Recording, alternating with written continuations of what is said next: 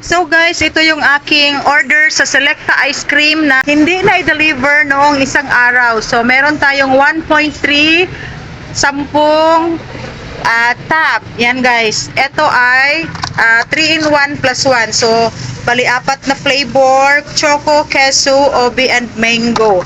So 2, 4, 6, 8, 10. And then meron tayong isang dosen ng 750 ml. Yan guys, 3-in-1 plus 1 pa rin yan siya. So, bali 12 tabs na 750 and 10 tab na 1.3 liters.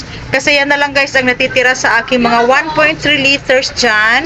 And ito yung mga ice cream natin at marami pa akong stocks sa ilalim. Hindi lang ito na-refillan dahil ako ay ngayon lang dumating dito. Ang nag-open ay ang aking anak.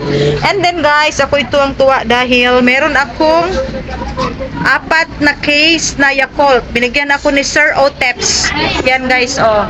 4 na case. July 3 pa siya mag-expire. So, madali lang itong mauubos. And then, ang Yakult ay always out of stock, no? Ngayon lang ako nagka-stocks ng Yakult, no? Mga ilang linggo na. Okay?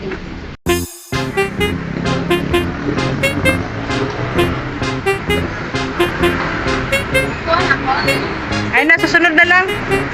Isunod na dito.